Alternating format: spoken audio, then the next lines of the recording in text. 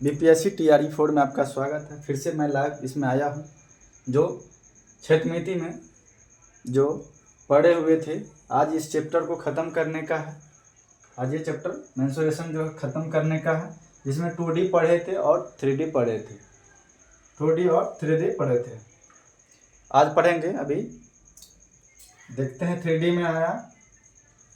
3D में कल उस दिन बताए थे मैं, कल की यही बात है। कल ही क्लास में बताया था 2D और 3D में क्या क्या पढ़ने का है। ठीक है, ये 3D में पढ़ेंगे अभी।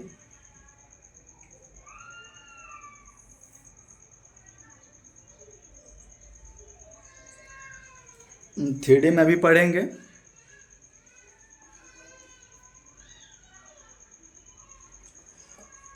घनाभ, घनाभ दूसरा पढ़ेंगे घन। तीसरा पढ़ेंगे बेलन। चौथा पढ़ेंगे शंकु। पांचवा पढ़ेंगे गोला। क्या है गोला, यही पढ़ेंगे अभी। चलिए स्टार्ट करते हैं। स्टार्ट फटाफट। घनाभ,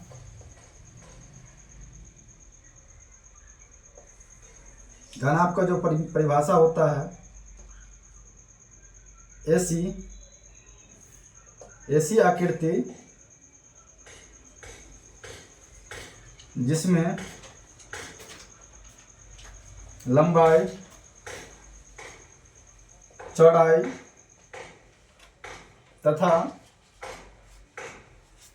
ऊंचाई होती है। एग्जाम्पल के तौर पर देंगे कमरा। एग्जाम्पल के तौर पर बताना चाहेंगे कमरा, माचिस, ईंट इत्यादि। घनाभ जो है, घनाभ ऐसी आकृति जिसमें लंबाई, चौड़ाई तथा ऊंचाई होती है। घनाभ जो है ऐसी आकृति है जिसमें लंबाई, चौड़ाई तथा ऊंचाई भी होती है। जैसे हम एग्जाम्पल के तौर पे देना चाहेंगे कमरा, माचिस, ये ईंट इत्यादि। जैसे ले लेते हैं, देखते हैं एग्जाम्पल में।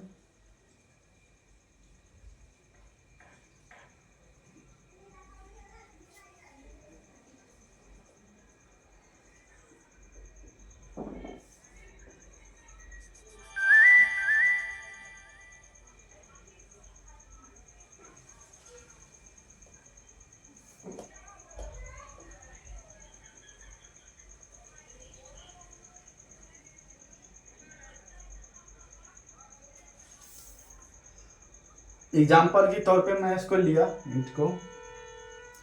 लंबाई, चौड़ाई तथा ऊंचाई भी होती है। क्या है? लंबाई, चौड़ाई तथा ऊंचाई भी होती है। पहला दे देंगे इसमें एग्जाम्पल में। पहला एक ले लेता हूं, घनाभ। घनाभ में 6 चेहरे।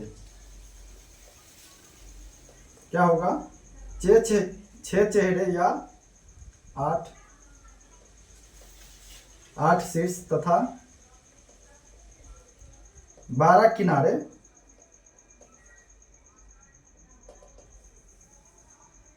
होता है या होते हैं। किनारे की जगह भुजा भी लिख सकते हैं। 6 चेहरे, 8 शीर्ष। इसमें 6 चेहरे आएगा। पहला आएगा एक इधर का है, दूसरा आएगा यहाँ से यहाँ, तीसरा आएगा यहाँ से यहाँ, चौथा आएगा यहाँ से यहाँ, पांचवा आएगा ये, और ये छठा आएगा ये। 6 चेहरे होता है, 12 किनारे होते हैं। क्या होता है? 12 किनारे होते हैं या 12 भुजाएं होते हैं। 12 किनारे कैसे होते हैं ये भी देखेंगे। बी में देखेंगे। घनाभ कुल 6 आयतों से बना एक आयत में एक घनाभ के कुल जो आयत होंगे जो 2 होता है तो 6 दूनी 12 किनारे इसीलिए होता है। क्या है? 12 चेहरे कुल घनाभ जो होगा इसका 12 चेहरे के विकर्ण होता है। तीसरा जो हो जाएगा घनाभ में कुल 12, ये ध्यान रखेंगे, कुल 12 चेहरे के विकर्ण होते हैं। एक में होता है 2 तो मतलब 6 हुआ, तो 6 दूनी कितना हुआ? 12 है। 12 आयतों की बना होता रहता है। इसमें कुल घनाभ कितना हो जाएगा? घनाभ में कुल 12 चेहरे विकर्ण होते हैं, 12 चेहरे विकर्ण होते हैं। जैसे फॉर्मूला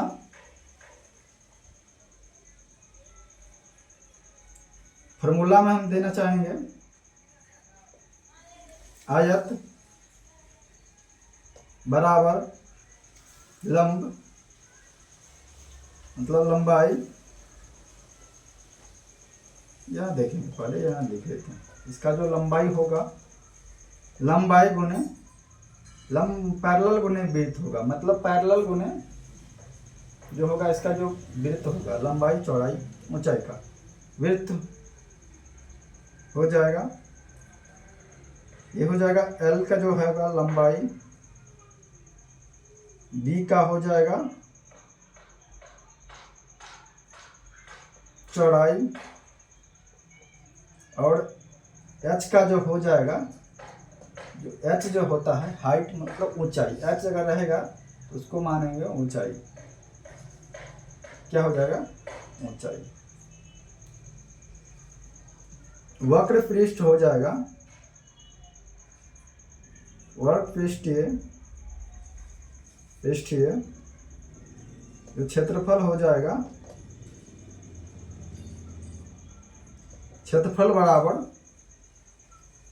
2L + B हो जाएगा गुने H, मतलब लंबाई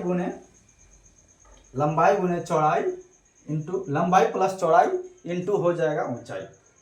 वक्र पृष्ठ का जो क्षेत्रफल आएगा, जो लंबाई गुने चौड़ाई प्लस में हो जाएगा, मतलब गुना हो जाएगा ऊंचाई। लंबाई प्लस चौड़ाई मतलब ये दोनों का जोड़, और उसका जो हाइट होगा, जो ऊंचाई होगा वो उसका इंटू मतलब मल्टीप्लाई हो जाएगा गुना H। ठीक है। जैसे कमरे के चारों दीवारों का क्षेत्रफल, जो कमरे में जो है चारों दीवारों का जो क्षेत्रफल, ठीक है, कुल पृष्ठ हो जाएगा, कुल पृष्ठीय क्षेत्रफल हो जाएगा 2 लंबाई चौड़ाई प्लस प्लस हो जाएगा चौड़ाई ऊंचाई। क्या हो जाएगा? चौड़ाई और ये ऊंचाई हो जाएगा, प्लस में आ जाएगा ऊंचाई 1। ठीक।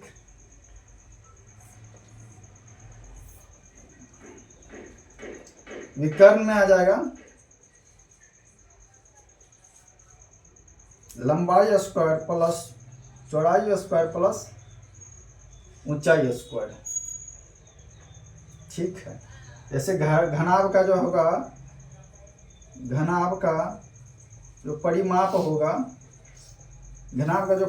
होगा वो 4 लंबाई प्लस चौड़ाई प्लस ऊंचाई हो जाएगा, 4 गुना। क्या हो जाएगा? 4 गुना लंबाई प्लस चौड़ाई प्लस ऊंचाई, 4 लंबाई प्लस चौड़ाई प्लस ऊंचाई। यही है घनाभ का यही है परिभाषा। चलिए इससे आगे चलते हैं,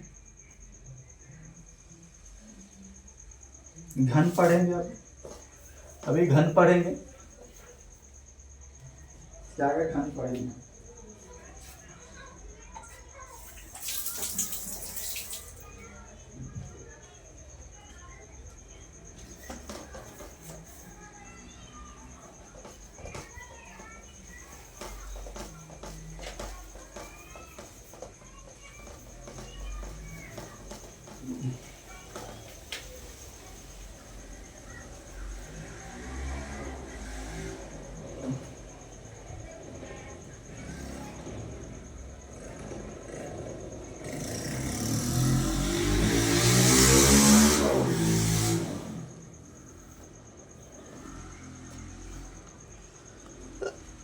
घन पढ़ेंगे।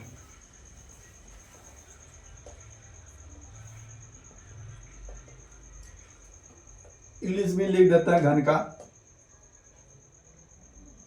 क्यूब होता है।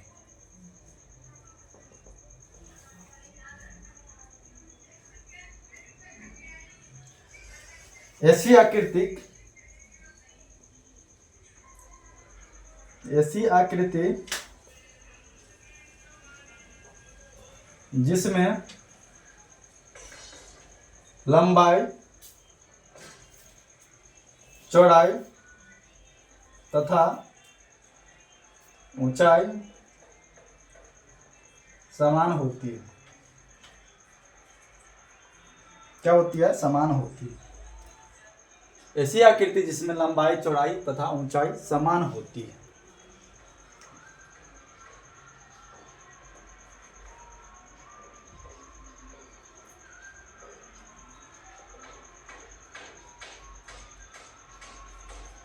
थोड़ा बड़ा करके लिख लेते हैं इसको।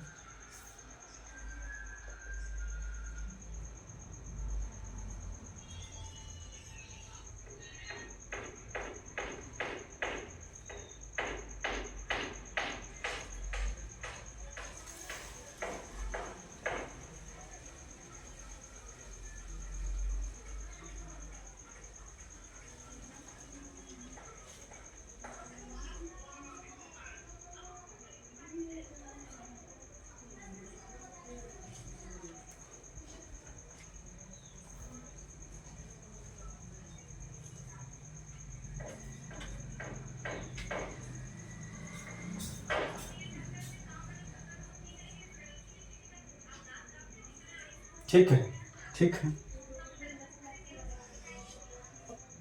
चलिए पहला परिभाषा दे देते हैं इसमें। घन एक घनाभ होता है। परिभाषा इसे समझिए कि कह क्या रहा है, कैसी सवाल है। इस चीज को जानकारी ले लें कि घन एक घनाभ होता है। क्या होता है? घन एक घनाभ होता है। इसमें 6 चेहरे, उसमें भी 6 चेहरे था, इसमें भी 6 चेहरे, फलक, बड़ा किनारे या इसको भुजा भी बोल सकते हैं, तथा 8 शीर्ष होते हैं।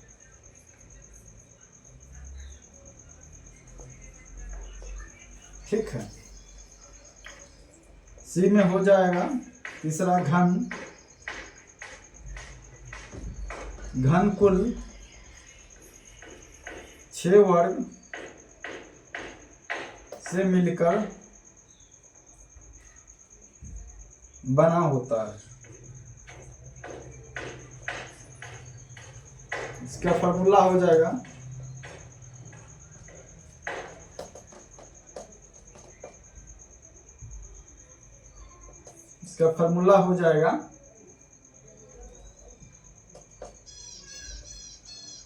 घन का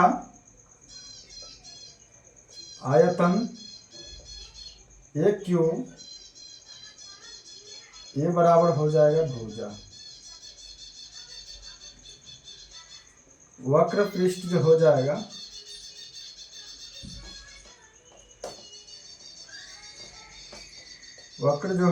पृष्ठीय क्षेत्रफल 4a² हो जाएगा। और संपूर्ण पृष्ठीय क्षेत्रफल हो जाएगा 6a² हो जाएगा। ठीक है। विकर्ण जो हो जाएगा √3a हो जाएगा। 3a रूट में आ गया, इसको हाफ हो जाएगा। ध्यान रखेंगे इस चीज को। घन का जो परिमाप हो जाएगा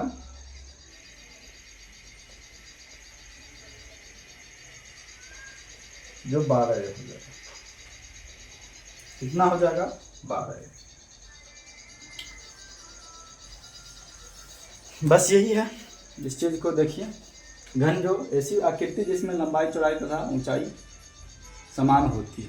सब क्या है, लंबाई चौड़ाई तथा ऊंचाई भी बराबर होती है, समान होती है। ठीक है, घन के घनाभ होता है जिसमें 6 चेहरे फलक, फलक होगा ये, फलक 12 किनारे तथा 8 शीर्ष होते हैं।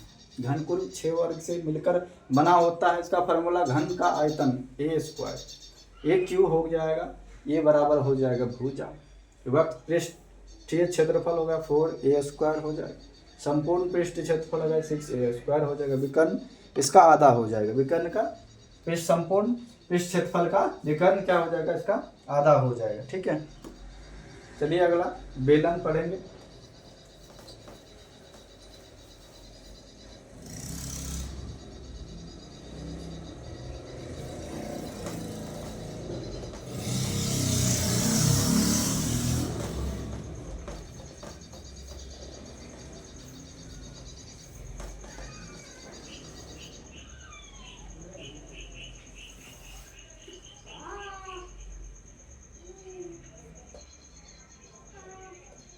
बेलन का जो इंग्लिश होता है सिलेंडर।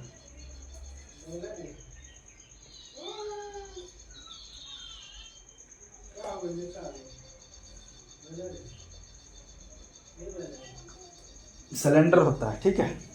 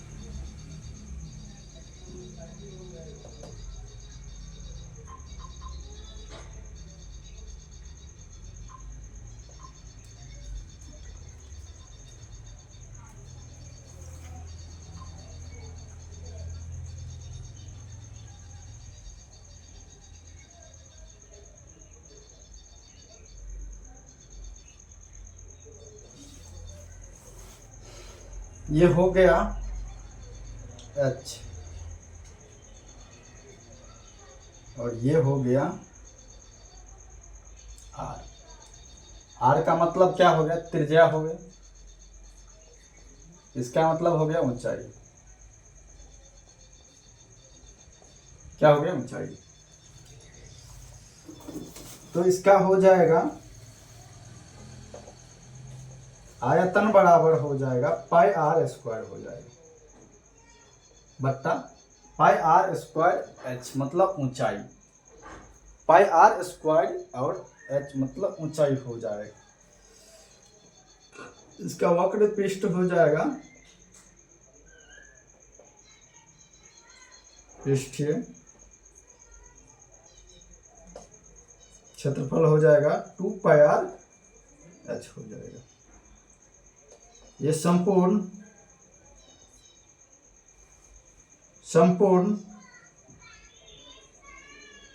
पृष्ठीय क्षेत्रफल हो जाएगा 2 pi r h plus 2 pi r square बराबर 2 pi r height plus h plus r मतलब हाइट प्लस ऊंचाई प्लस त्रिज्या, क्या हो जाएगा, ऊंचाई प्लस त्रिज्या हो जाएगा।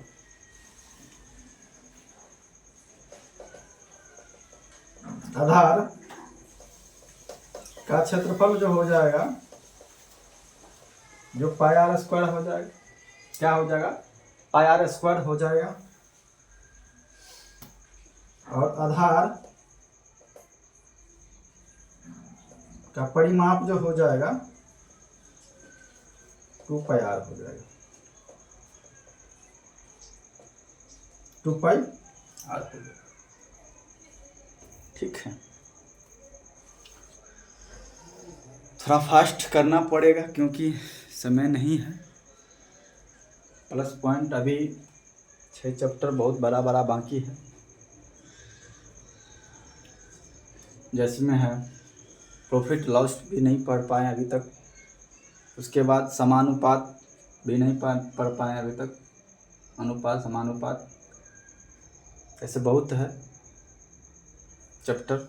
6 चैप्टर अभी बचा हुआ है। Time work, time and distance, ये सब अभी बाकी है, इसीलिए थोड़ा स्पीड तो करना पड़ेगा। बाद बाकी जो पढ़ा रहे हैं वो देखिए।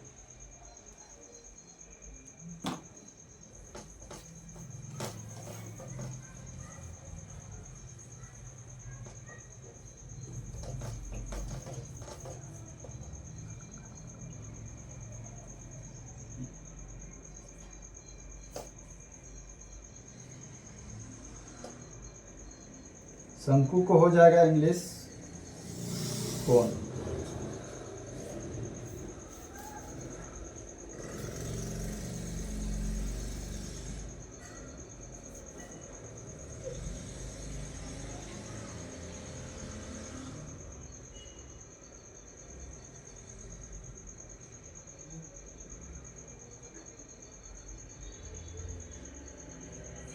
ये हो जाएगा ऊंचाई,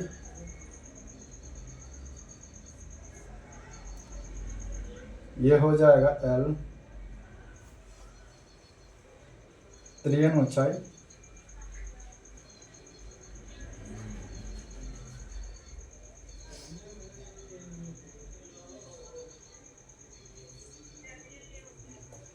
त्रिज्या हो जाएगा, ये हो जाएगा त्रिज्या, ये हो जाएगा त्रिज्या। क्या होगा L square plus H square R square. ठीक है, जो शंकु का जो आयतन होगा 1/3 पाई R स्क्वायर H।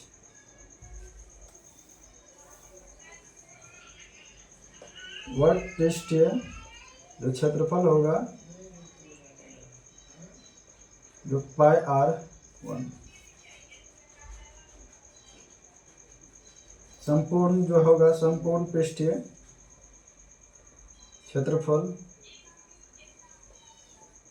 पाई R plus pi R square बराबर पाई R1 प्लस R। ठीक,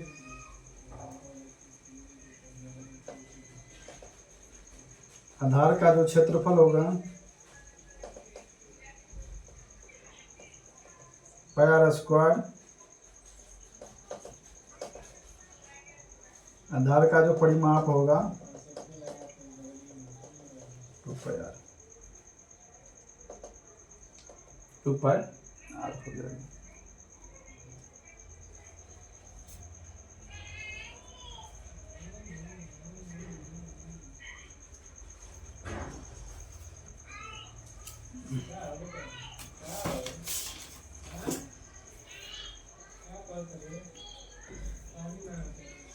इसमें गोला भी पढ़ा देते हैं।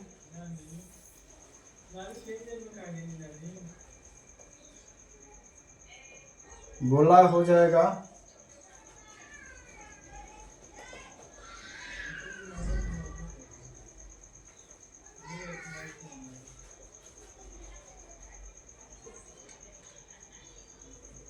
त्रिज्या हो गया,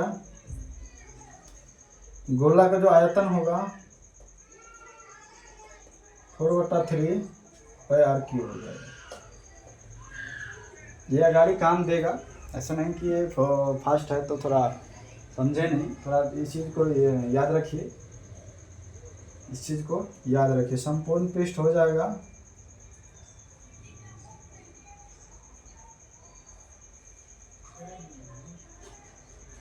क्षेत्रफल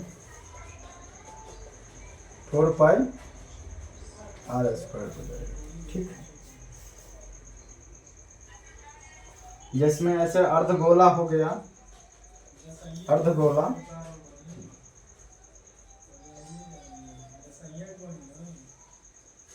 अर्धगोला का जो हो जाएगा, जैसे ये है अर्धगोला,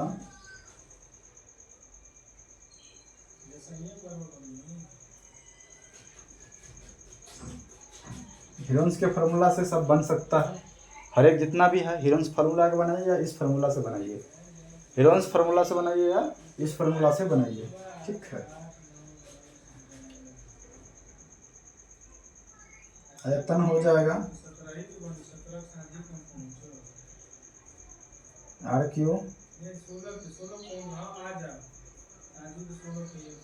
पृष्ठीय क्षेत्रफल बराबर 2πr²।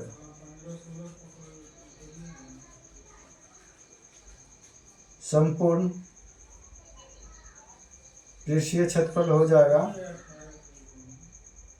3πr² हो जाएगा, ठीक है।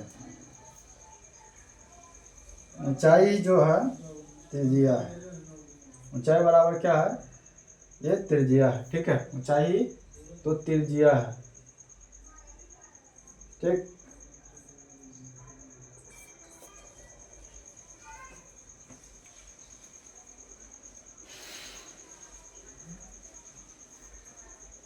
चलिए एक टॉपिक्स और बता दे रहे हैं, इसमें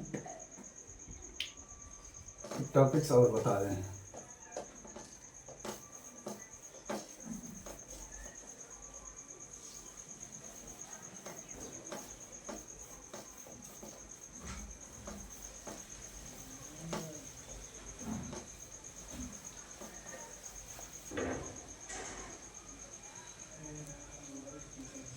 प्रिज्म तथा पिरामिड।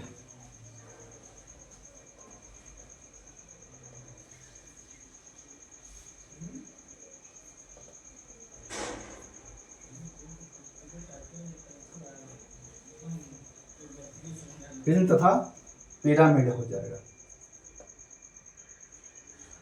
इसका। प्रिज्म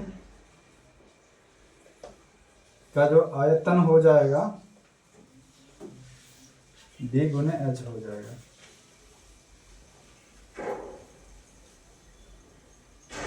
B का जो हो जाएगा मतलब आधार का जो क्षेत्रफल हो जाएगा, और H पर H मतलब हो गया ऊंचाई, H का मतलब ऊंचाई, आधार का क्षेत्रफल गुने ऊंचाई, आधार का क्षेत्रफल गुने ऊंचाई। दूसरा पिरामिड में जो हो जाएगा, पिरामिड का जो आयतन हो जाएगा 1/3 गुने B प्लस H। B का मतलब आधार का क्षेत्रफल, H मतलब ऊंचाई, ठीक। 1/3 इंटू आधार के क्षेत्रफल प्लस ऊंचाई। इसमें क्या है, प्लस ऊंचाई दे दिया, इंटू हो जाएगा, इंटू होगा, इंटू ऊंचाई हो जाएगा। इसमें लिख देंगे किसी ठोस आकृतिक 3D को गलाकर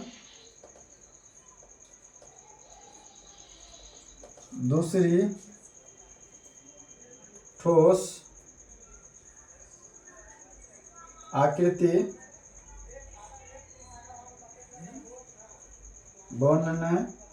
बनाने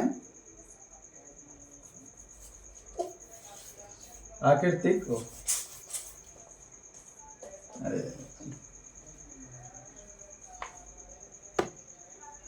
दूसरी ठोस आकृति बनाने पर आयतन नहीं बदलता,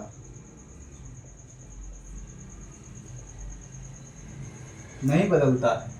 किसी ठोस आकृति 3D को गलाकर दूसरी ठोस आकृति बनाने पर आयतन नहीं बदलता है। ये चीज़ को ध्यान रखेंगे, ये चीज़ को ध्यान रखेंगे। आज का जो चैप्टर क्षेत्रफल मेंसुरेशन जो आपका ख़त्म हो गया है। कल की चैप्टर पढ़ेंगे प्रॉफिट एंड लॉस। ये भी चैप्टर बहुत अच्छा है, इसमें से भी बहुत सारे सवाल आते हैं, लेकिन वही चैप्टर अभी तक पढ़ा नहीं है।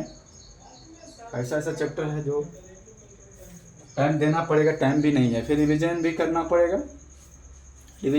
पड़ेगा, ठीक है। इसलिए आज का क्लास यहीं तक है और क्षेत्रमिति भी चैप्टर खत्म हो गया और प्रॉफिट एंड लॉस आप पढ़ने वाले हैं, लाभ तथा हानि। Thank you.